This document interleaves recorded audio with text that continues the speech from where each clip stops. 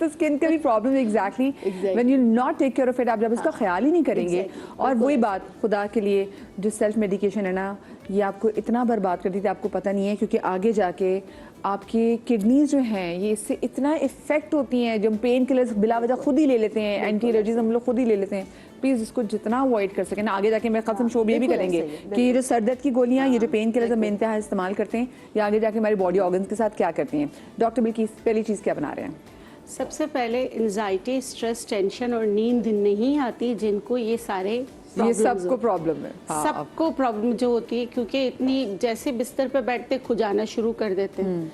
तो खशखाश बहुत अच्छा है कि आप खशखाश 1 चम्मच सुबह भिगो दें 1 कप पानी में, उसको शाम 4 बजे के करीब उसमें 2 ग्लास पानी डाल के इतना उबालें कि वो 1 कप रह जाए। ये आपकी दवा बन गई। आपने इसको 6 बजे तक पी लेना है। ठीक है, ठीक है। दूसरा है कैमोमाइल टी, सुकून आवर दवा है। आपने कैमोमाइल टी लाजमी इस्तेमाल करना है, जिनको भी ये सारे मसाइल हो। तीसरी चीज़ है सी बकथॉर्न बेरीज, उसको कहते हैं स्किन सर्जन। वैसे तो उसका ऑयल लगाना भी बहुत अच्छा होता है और उसको कंज्यूम करना भी। बेरीज आप जो है 1 से 2 चम्मच डेली लेना शुरू करें। मुझे पता है। अच्छा, वो जो सी बकथॉर्न जो बेरीज है उसको लेना कैसे? जो ड्राइड बेरीज होती है उसको कैसे? ड्राई बेरीज को आपने क्या करना है, ग्राइंड कर लें या ऐसे ही जो है ना थोड़ा सा कूट के पानी में डाल दें और उसको ढक दें। और फिर आप जो है इसको नाश्ते के साथ ही ले लें, क्योंकि ये मल्टी विटामिन है। इसको आपने कंज्यूम करना है विद मील, क्योंकि इसमें ओमेगा 3, 6, 9 सब मौजूद है। इसको हम दोपहर के खाने के साथ भी ले सकते हैं? जी बिल्कुल, नाश्ते के साथ लें तो इसका इम्पैक्ट बहुत अच्छा आता है। ठीक है, ठीक है। तो ये चीजें हैं। हम जैसे लोग नाश्ता नहीं करते, अब तो आज की चिप्सी वाला बिस्किट खड़का देते हैं। हाँ, नहीं, दोपहर के खाने के साथ भी ले सकते हैं। अच्छा, दूसरा नेचुरोपैथी में सेना लीव्स बहुत अच्छे होते हैं। किसी भी आपको कोई भी बीमारी हो। दिखाएं कैसे होते हैं ये सना के पत्ते। अच्छा, देखिए, सना के पत्तों के साथ ना आपने इसके डंठल, जो आपने माशाल्लाह से कोविड के टाइम में मुका दिए थे मार्केट से, ये वो सना के पत्ते हैं जो कि वैसे आपकी कॉन्स्टिपेशन दूर करते थे, और आपने इसको कोविड के टाइम में ले लेके और बुरा हाल कर दिया था। हाँ, गलत तरीके से इस्तेमाल किया था, नहीं तो ये दवा है। मैं हर इम्यून डिसऑर्डर में, यहाँ तक के गाउट में भी मैं कहती हूँ सना के पत्तों को उबाल के पिएं।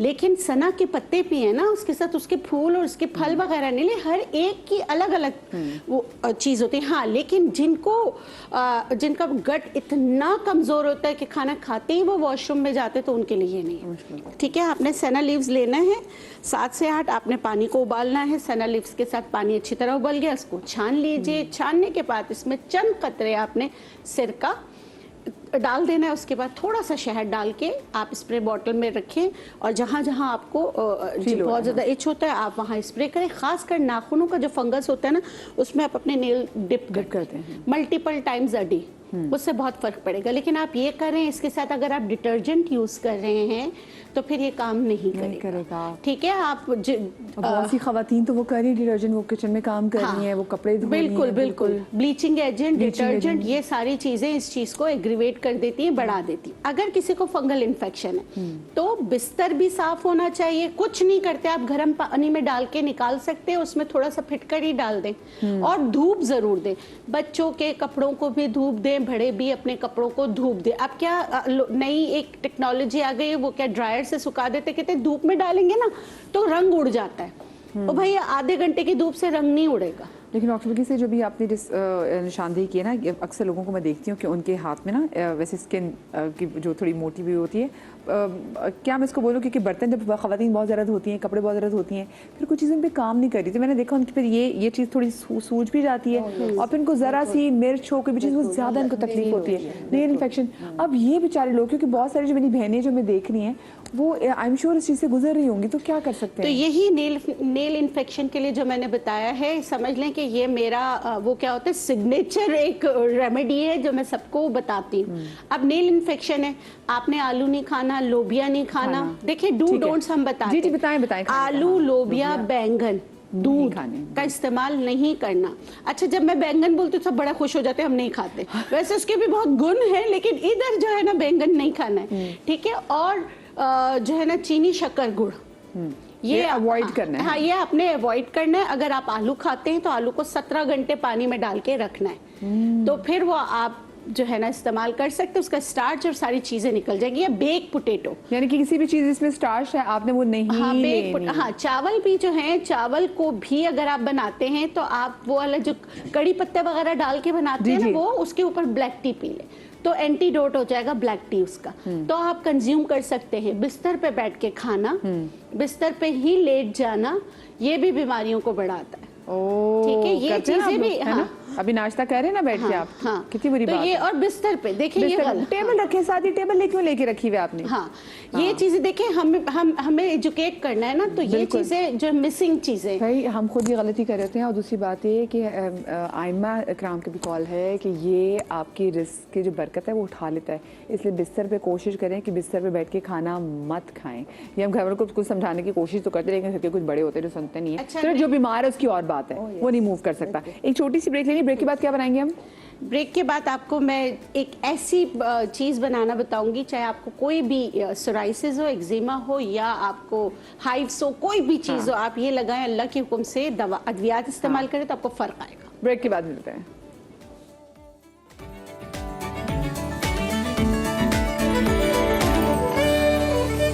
Welcome back after the break. और ब्रेक के बाद डॉक्टर बिल्किस ने जो एक उन्होंने कहा था कि ऐसी हमें चीज़ बनाना सिखाएंगी कि जो हमारी स्किन की काफ़ी ज़्यादा प्रॉब्लम्स है ना, एक उस चीज़ से हो जाएंगी सॉल्व। तो डॉक्टर बिल्किस वो क्या चीज़ है? हाँ जी, वो है दंदासा। दंदासा जो हम अपने दांत चमकाने के लिए इस्तेमाल करते हैं। ये होता है ड्राइड, लेकिन जो आपके पास है ये ड्राइड वन है जी, ड्राई ही मिलता है, अखरोट की छाल है। सही है, ये अखरोट की छाल है। वैसे अगर हमारा शो तो हर जगह देखा जाता है, अखरोट की छाल नहीं है तो अखरोट के पत्ते भी इस्तेमाल कर सकते हैं, लेकिन शहरों में अखरोट के पत्ते होते नहीं हैं, तो आप दंदासा इस्तेमाल कर सकते हैं।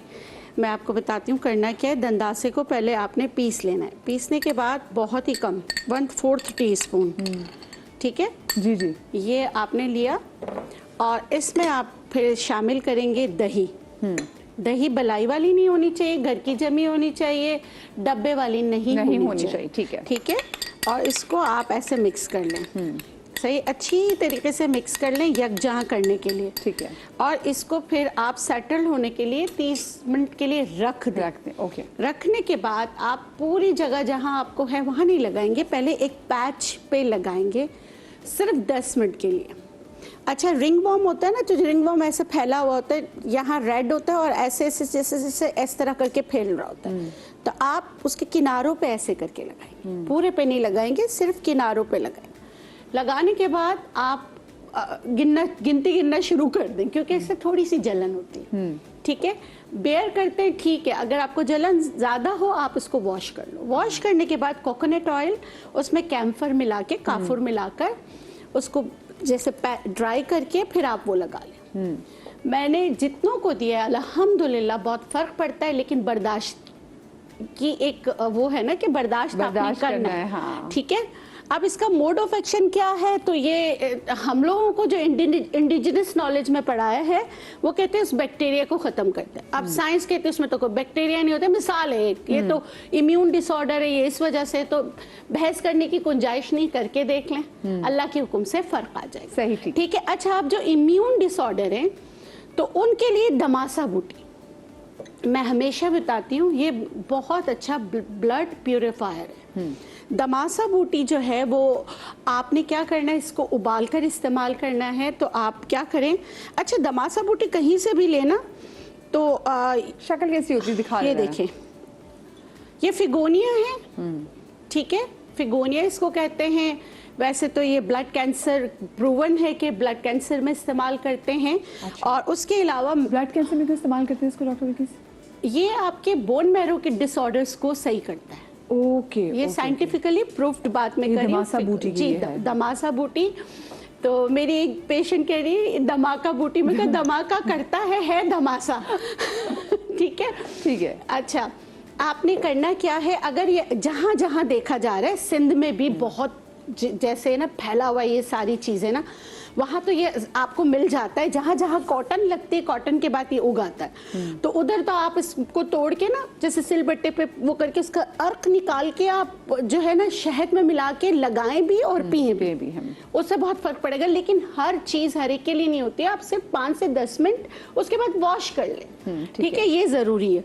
अच्छा, दूसरा आपने क्या करना है, पिंक सॉल्ट, ठीक है। पिंक सॉल्ट जो है, अगर आपको जैसे हाइव्स पे काम नहीं करेगा, हाइव्स पे सिर्फ काम करेगा इंटरनली और ठंडा पानी, ठीक है। जैसे आपको होता है ना, जैसे एटिकेरिया हो रहा होता है, जैसे आपको लग रहा होता है कि अभी इचिंग स्टार्ट होगी, आप अगर ठंडा पानी, मैं अपने पेशेंट को कहती हूँ, आप ऊपर ना टॉवल को गीला करके किसी इसमें रख के आप डीप फ्रीजर में रखते हैं, जैसे ही आपको ऐसा होना, निकाला, उधर लगा दिया, उस वक्त सेटल डाउन हो जाता है, उस वक्त सेटल डाउन हो जाता है। इंटरनली आपको दमासा इस्तेमाल करना चाहिए। इसके इस्तेमाल का तरीका ये है कि आपने 5 ग्राम रात को खोलते गर्म पानी में 1 कप में डाल के रखें, सुबह छानकर पी लें।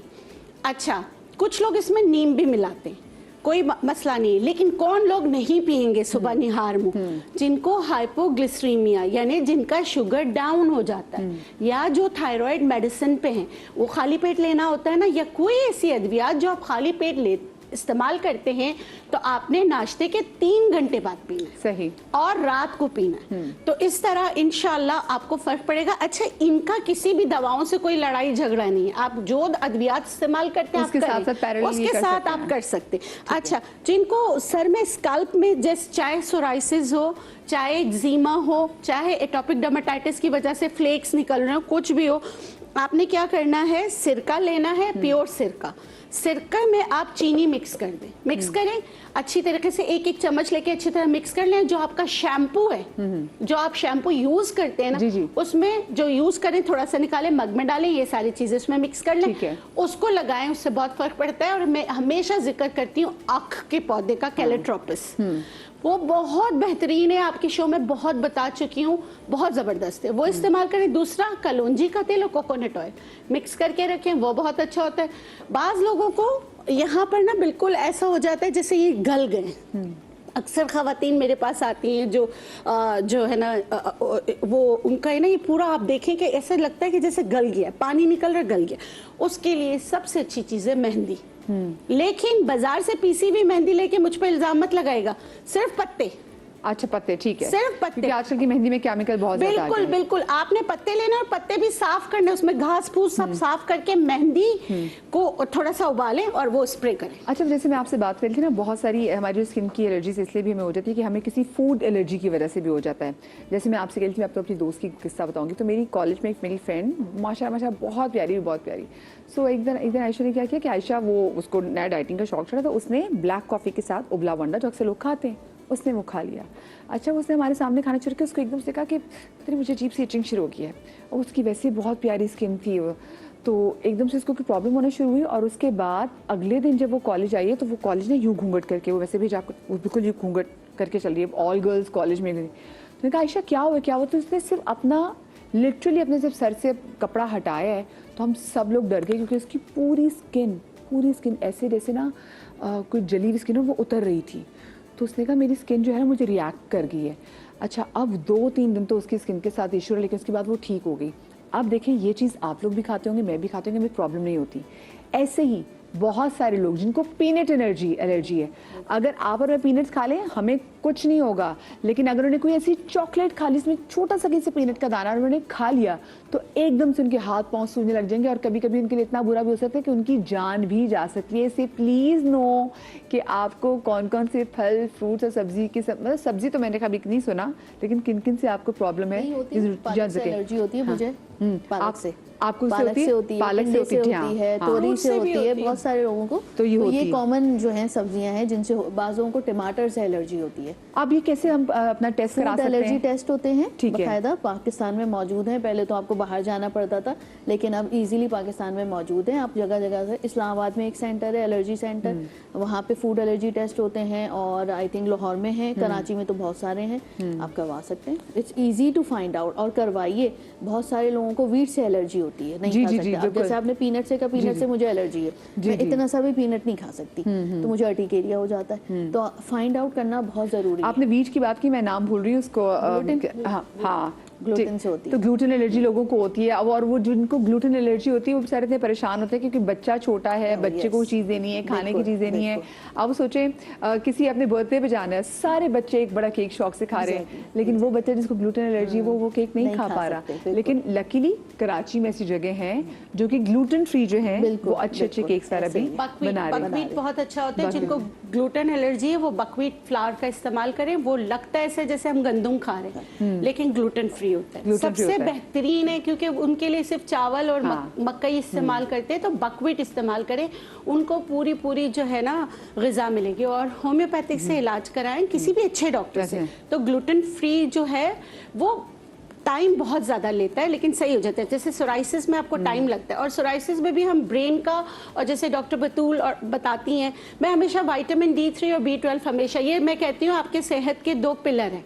अगर बुनियाद अच्छी नहीं है तो कुछ भी सही नहीं होगा। इनको सही करना जरूरी है। क्या चीज बना रहे हैं? अच्छा, जल्दी से डॉक्टर बिल्कुल हाँ बिल्कुल बता देती हूँ। अच्छा, नमक, वैसे कहते हैं जले पे नमक, लेकिन नमक बहुत अच्छा होता है खासकर एक्जिमा में और सोराइसिस में, जिसमें ड्राई स्किन फ्लेकी होके निकल रही होती है, उसके लिए बहुत अच्छा। और जिनको एडिमा हो जाता है, जैसे सूजन हो जाती है उसकी वजह से, स्किन की किसी भी उसकी वजह से ऐसे पाँव थुल कर रहे होते हैं, तो आपने नमक वाले पानी में, और जिसमें सना के पत्ते भी हो, अपने पाँव भी डिप करें, और जो है नमक पहले आप हल्का सा लगाएं, उसके बाद वॉश कर लें ठंडे पानी से। ठंडे पानी से वॉश करना ज़रूरी है, जले पे नमक नहीं, लेकिन बहुत अच्छा है। और जैसे किसी को बहुत ज़्यादा फ्लेकी बच्चों को होता है ना, तो बच्चों के लिए एग यॉक बहुत अच्छा होता है। अगर अंडे से एलर्जी नहीं है तो डॉक्टर आप मुझे बताएं कि क्या है कि अगर आप लोग के मेडिकल साइंस वाले में ऐसी कोई चीज़ आप लोग कहते हैं कि हाँ जी कि नमक पर आप लोग कभी सजेस्ट वगैरह करते हैं?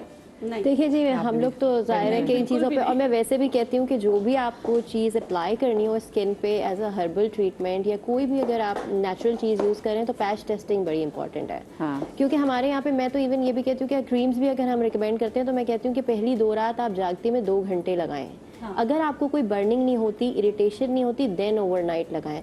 क्योंकि अगर ये कुछ बता देंगी, ये तो फायदे के लिए बताएंगी, लेकिन लोग ये कि हो सकता है कि वो चीज़ हो सकता है कि लिमिटेड टाइम के लिए लगानी हो, और आपकी स्किन पे रिएक्ट कर जाए। तो अगर आपकी स्किन पे रिएक्ट कर गई और रात को लगा के कोई सो गया, मैं कहती हूँ क्रीम भी, तो ये ना हो ना सुबह आप बेहतर होने की बजाय मजीद हसीन हो जाए, कि जो आप नहीं चाह रहे हो आप वो चीज़ हो जाए। तो जो दंदासे का तो कलर आ जाता है। मेरे एक पेशेंट ने आके मुझे बताया ये तो काला हो गया। मैंने कहा बहन 10 मिनट बोले थे, 10 घंटे थोड़ी बोले थे। हाँ, लोग होता है हम एक साथ ही करें। और नमक का भी है कि पेशेंट, मेरे पास एक पेशेंट आई थी कि वो ब्लीच जो है, ब्लीच बहुत कॉमन है कि जो यूज करते हैं लोग, उन्होंने ब्लीच लगा के वो सो गई। Oh my God. और ब्लीच लगा के वो सो गई, और उसकी हाइपर पिगमेंटेशन फेस की इतनी ज्यादा हो गई थी कि इतनी डीप हाइपर पिगमेंटेशन हो गई थी, क्योंकि अब तो रिकमेंड भी नहीं करते ना कि आप हाइड्रोकिनोन बेस्ड जो क्रीम्स होती हैं, मैं वो भी रिकमेंड नहीं करती। क्योंकि हाइड्रोकिनोन जो है, आपको क्या होता है कि अगर आप लॉन्ग टर्म यूज करते रहें, तो उससे एक कंडीशन आती है उक्रोनोसिस के नाम से। तो वो जो है उक्रोनोसिस में और ज़्यादा हाइपर पिगमेंटेशन हो जाती है। तो इसलिए ये कि जो ब्लीचिंग एजेंट्स हैं, जो हाइड्रोकिनोन बेस्ड क्रीम्स हैं, तो वो अवॉइड करनी चाहिए। आलू का रस भी रात को लगा के नहीं सो सकते। वो भी हाइड्रोकिनोन भी जो आप कह रहे हैं, समटाइम कांटेक्ट डर्मेटाइटिस भी करना होता है। यानी जैसे आपने कहा कि हम कहते हैं कि apply on a small spot, और फिर कितना उसके बाद परसेंट यूज हुआ है, ये भी इम्पोर्टेंट है। और बात ये कि कितना लॉन्ग टर्म आप यूज कर रहे हैं। और उसमें कुछ चीज़ें जो हम, जैसे एलर्जीज की बात हो रही है, तो कुछ हम चीज़ें जो स्टेरॉइडल क्रीम्स देते हैं, उसके भी कुछ इंग्रेडिएंट ऐसे होते हैं कि जो उसको सही करने के बजाय समटाइम्स इन फ्यू पेशेंट्स ऐसा होता है कि उसको खराब भी कर सकते हैं। और जहाँ उन्होंने फूड पैनल की आपने बात की, तो वो थोड़ा सा मैं ये क्लियर कर दूँ कि जो हम फूड पैनल यहाँ पे कराते हैं, जैसे हमारे आराफान में भी ये बहुत हम करा रहे होते हैं, फ्रीक्वेंटली हो भी रहा होता है। बट मैं जो पेशेंट्स को एडवाइस देती हूँ कि वो सारे क्योंकि वो कुछ लिमिटेड नंबर्स ऑफ होते हैं फूड जिनका वो टेस्ट किया जा सकता है, नॉट ऑल ऑफ देम। तो वो सबसे बेस्ट ये होता है कि अगर पेशेंट खुद आइडेंटिफाई कर ले कि उसको किस चीज़ से हो रहा है, और उसको अवॉइड करे कि ताकि उसको फिर नेक्स्ट टाइम उससे। जैसे बकरा ईद के बाद जो है बीफ बहुत ज़्यादा लोगों को प्रॉब्लम करता है कि अर्टिकेरिया के इश्यूज है। तो बकरा ईद के बाद जो है बहुत लोग हमारे पास आए, मेरे पास, किस तरह के जिनको उससे अर्टिकेरिया हो गया। अर्टिकेरिया बेसिकली वो कंडीशन होती है कि जैसे मच्छर के काटने से दफ्फड़ से बन जाते हैं। अगर आपको किसी चीज़ से रिएक्शन है तो फौरन आपको वो स्टार्ट हो जाएंगे। एट टाइम्स ये कि स्टार्ट में वो खुद ही रिजॉल्व हो जाते हैं, लेकिन अगर आप उसकी केयर नहीं करें और वही चीज़ बार बार आपकी उसमें